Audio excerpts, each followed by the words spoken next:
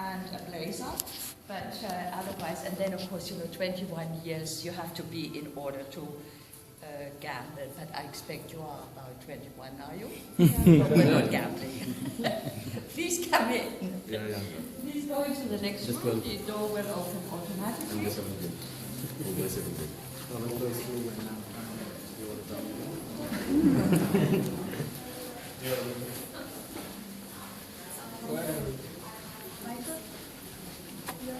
Perfectly, but with your Chinese music, I guess only the Chinese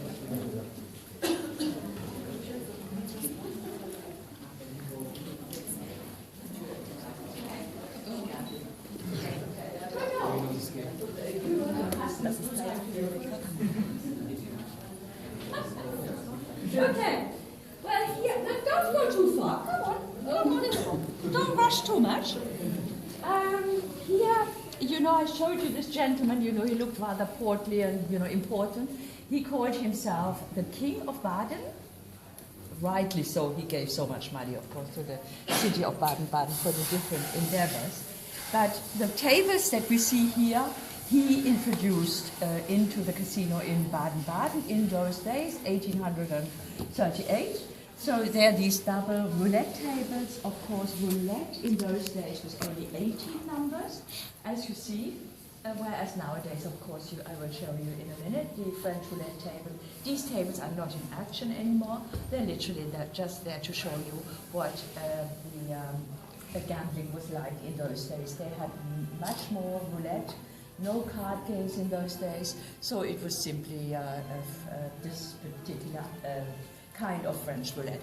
This, because we have a race course here in Baden-Baden, or belonging to Baden-Baden, and that was opened already in 1852. So Jean-Jacques Benazet, or his son after him, was responsible also, to really look after the needs of this special international club. And horse races are still being, 3 weeks a year, are still being, held here in Baden-Baden. Okay, there is Maria Theresia. Maria Theresia was the mother of 15 children, and one of those children was Marie Antoinette. You've probably heard of her. She was married to Louis XVI, and she was unfortunately beheaded in 1793. Through the French Revolution, of course. So I expect Maria Theresia must have been quite sad, but she was always egging her daughter on, come on, do your best, represent the needs of Austria, in France and all this sort of thing. But of course she didn't think that her daughter would have this fate in the end. And that's another emperor, it's Franz Joseph, another emperor of Austria. When you come in here and you gamble, which of course you won't do, you have a cash desk 1, 2, and 3. You go, it's open then normally, and then you pay your money and get your chips. And here.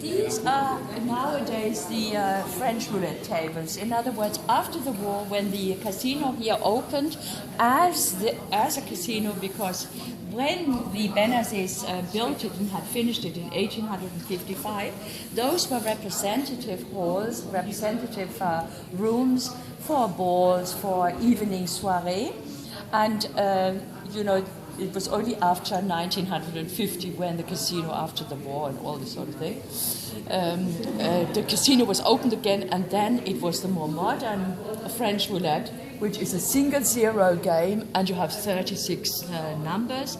You have all sorts of different possibilities. You have here different ones. I don't know too much about them, but ORPH is orphelin. So that has a special, kind of signification. I'm not really sure how this is, but you have, of course, the numbers from 1 and 18, the Monk numbers. You have the 19 to 36. So if you put something on there, then the croupier, of course, knows that it's between 1 and 18. Then it's the even numbers, the black and the red. And then here you have, because it's still a bit French, you see, roulette, you have 12 premiers, 12 moyens, 12 derniers. Also, again, of course, 12 numbers. So, it would be this, or this, or this. They also call, this also is called transversal. 4 numbers is carré. 6 numbers you can set as well on here. If a single number wins, like a 0 or a 3 or any single number, it's 35 times your input that you get back. And otherwise, carré is 15 times. The 6 numbers, I think, is 15 times, yes, exactly, or 8 times, or 5 times, all sorts of different possibilities. Or once again, your input, of course, that is then the lowest. Gambling starts from €2. In other words, minimum is €2, but maximum 7,000. So people, if they have a lot of money, then of course they can come with a lot of money, and they can, set 7,000 if they wish. The only thing is, 5 croupiers on this table. One sits there, one, activates the drum. The roulette, of course, has to go at least 8 times around the edge before it actually settles onto a number, red number or black number. There's a croupier there, and one goes ambles around. In other words, has to be mobile. Everything is video controlled, so nobody can cheat, not the croupier, not the customers. The croupiers have all their pockets sewn up, so no cheating can be, can happen. It can be happening this way, and you can imagine that salary-wise, a table like this is of course quite expensive. With 5 croupiers, for the casino, of course, that is not quite as advantageous, should I say. So they have decided, that they would have more American roulette tables where they only have one croupier and one overlooking 2 tables, and then one actually serving on the 2 tables. That is, of course, a lot less salaries. In the 80s and 90s, the brutto, what do you call that, brutto? Brutto of English. Net? Net. No, it's not. Yes, it's not net, is it? Netto. Netto, brutto. The opposite of Brutto. Brutto. Gross. What did you say? Gross. Gross. Exactly, gross. Gosh, it's gross. Gross intake was in the 80s and the 90s very often 180 million to 190 million D-Mark, DM, in other words, euros nowadays. You have to halve that. But of course, that has changed a lot. Private gambling hells, of course, have opened all over the place. They offer drinks and they offer food. And that is, our casino isn't doing that, of course. You have to pay €5. You will see in a minute, you will get a present, because the lady at the cash desk, she gave you all one ticket for gambling time, so maybe you will come back one day. But, this is just a very kind gesture, of course, by the... Probably not completely kind, when you come to think of it. Yeah, it's a gracious gesture, should I say. So nowadays, this gross intake is about 18 million to 20 million. So this has, of course, diminished entirely. But, we hope that the casino, of course, can... continue, because it's one of the most fabulous looking casinos, of course, with the most sumptuous decorations.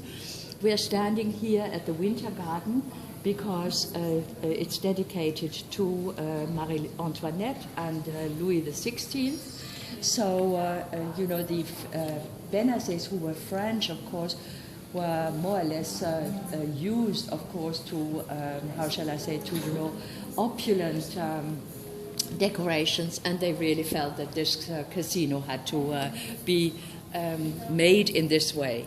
So we have 2 French roulette tables here. Oh yeah, a nice little story. I had a friend who was here, a croupier for 35 years. He was sitting there, and there was a lady beside him, and she was active and kind of, you know, and she was leaning over and kind of putting bets on and everything. And all of a sudden he heard sort of ping, like an elastic going, and you know, she was just sort of leaning over, and gradually her sort of kind of wide pants sort of just fell down. She didn't care at all. She was finishing her, setting her bets and everything, and afterwards, you know, she just put back up. So, you know, that is nonchalance, you have to say it, haven't you? Really pretty relaxed. Restaurant, bar, of course, here, and outside also you can sit. And when we have American customers, one particular tour operator offers them, that is in their program, they offer then a reception, champagne reception, and very nice finger food here. So you usually bring the people, we give them a guided tour here, and then we send them off there to have this reception. And then you come this is Jean-Jacques Benazé was the father. This is Edouard Benazé. Edouard Benazé called himself Duc du Zéro, so in other words, the Duke of the Zero Game. And I think they were pretty chic guys.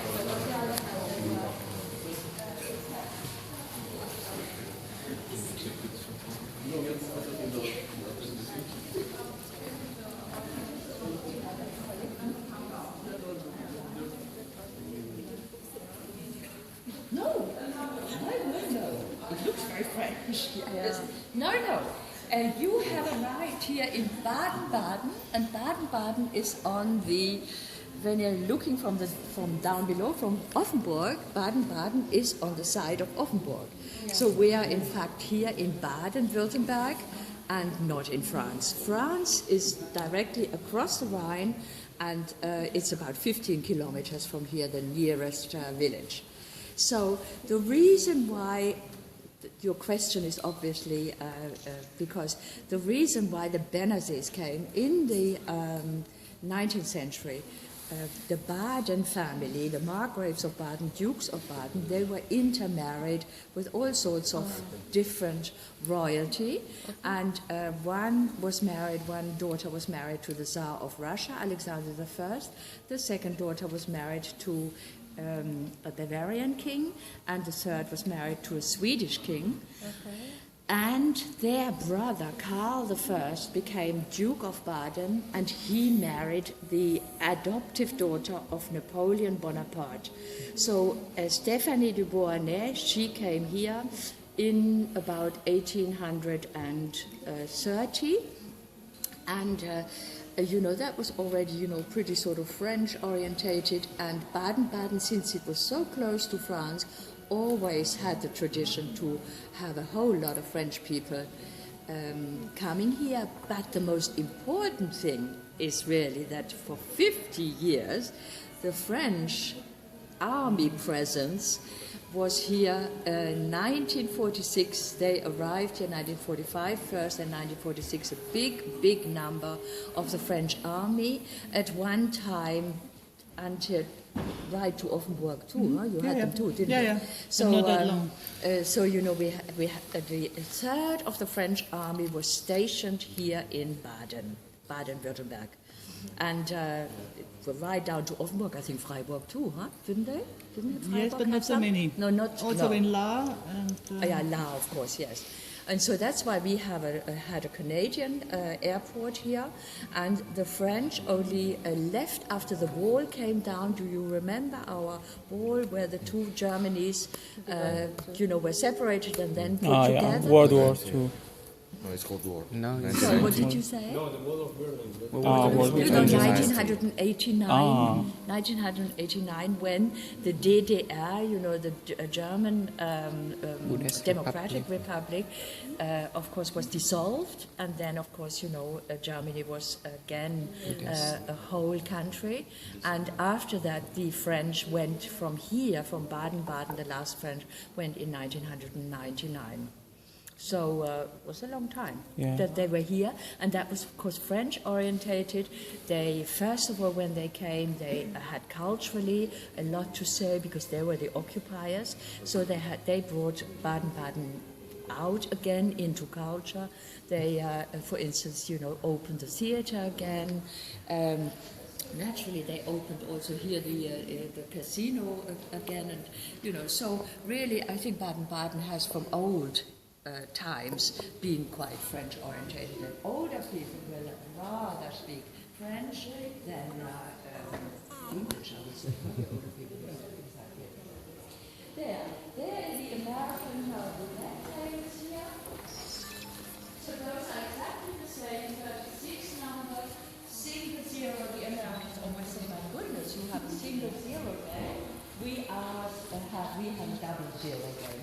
But, that's just what it is here in Germany. It's got to be a single zero. And I haven't told you that, when this wonderful Mr. Benazir and, the 34 years of his reign here in Baden-Baden came...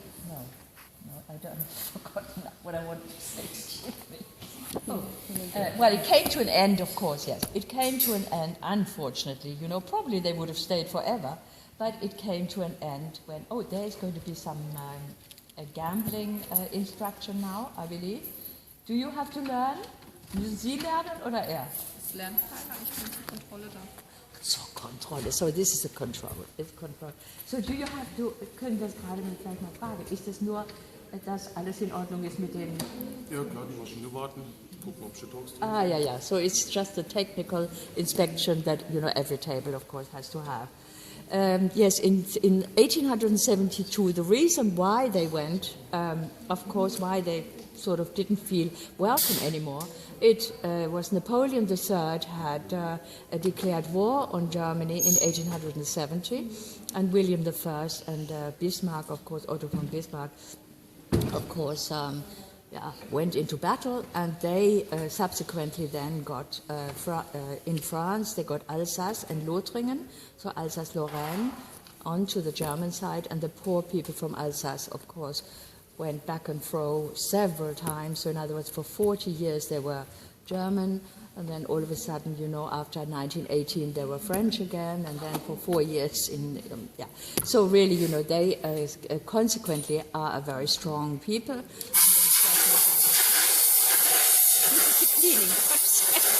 Let's go.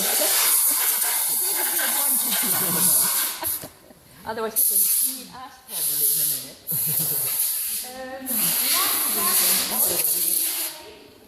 Blackjack is one of the card games. Poker, tropical step poker, and Texas Hold'em. And you see there, blackjack is 5 minimum and 500 input 500. And it's card games, of course, where one cookie only sort of gives the cards out, and those are all blackjack, I think. No? Yeah, they're all blackjack, yes. Whereas poker is only in one of the other rooms.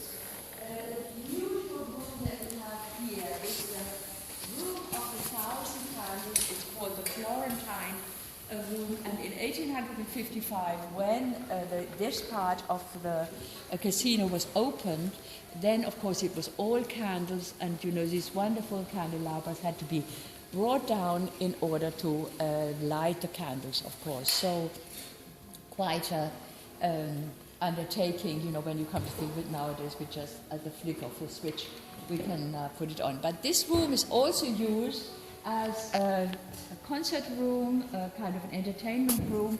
200 chairs can, be put here. The tables will then have to be sort of pushed to the back. And so, the casino does its best to really bring a lot of people in. The nice thing, of course, about it is that you have no obligation to play. When you come and have paid your €5, or you come with a free ticket, for instance, you have no obligation whatsoever. Whereas, when you go in America, if you go to a casino, you have to play. So, you don't pay any entrance fee, but you have to play. So this is quite different here, and people very often just come to look, to sample. The atmosphere is very nice in the evening. People like to go, they come here for a dinner, for instance, that doesn't cost more than anywhere else. Food here in this region is very good. Have you sampled all our food, or quite a lot of our food? Do you like it? Yes? Okay.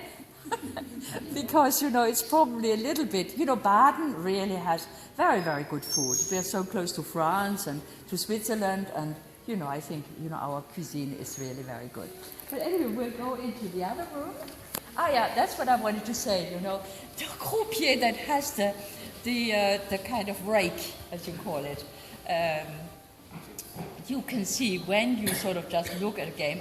I don't play, but I sometimes am here, just for entertainment. And then you see him, rien ne va plus, he says, or nothing, nichts geht mehr. So in other words, when the actual roulette is on the number. And then you could see him, of course, rake most of it, and he might give just a little heap on there, might give, the winning also. But, of course, it's a game of chance, isn't it? And you take your chance once you actually bet. Right.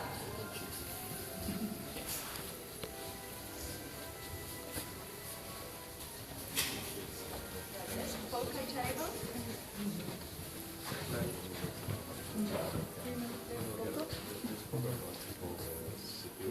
Very pretty room. It's a withdrawing room, you call this, because you can close it off on all sides. It has very, very nice decorations in the style of Louis XV, maybe.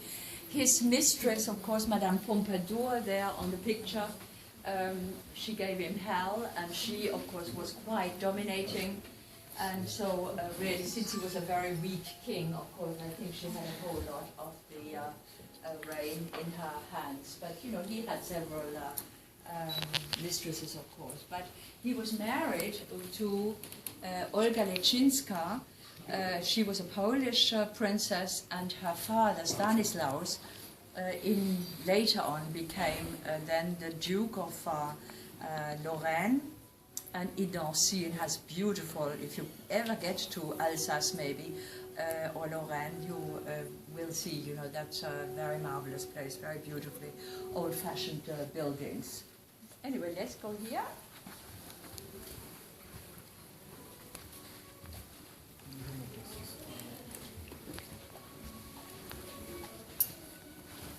Please, if you have questions, also ask. That's very important, so that we know what people want to know.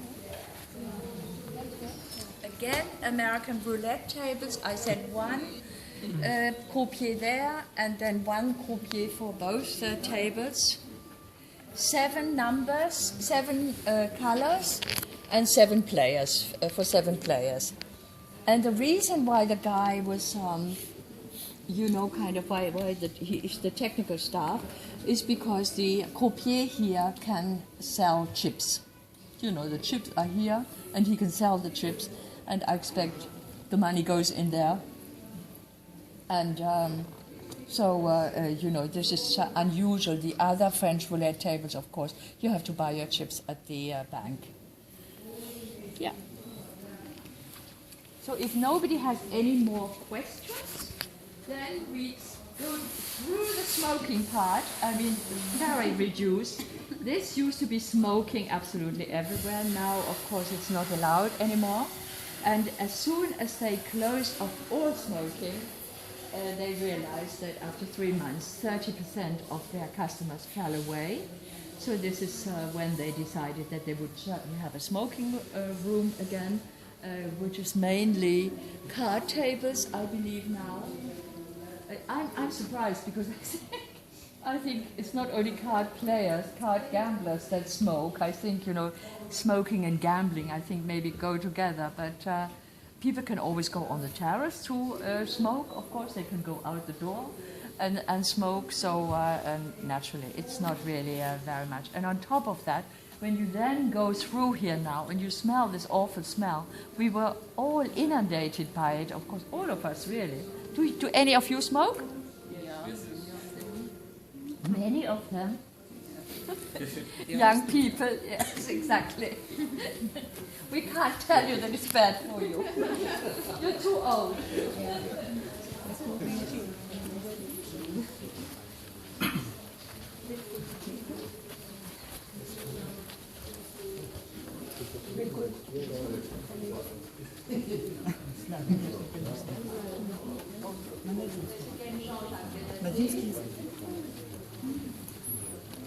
Oh, much nicer air out here. Ja. Oh, yeah, thank you. Ja.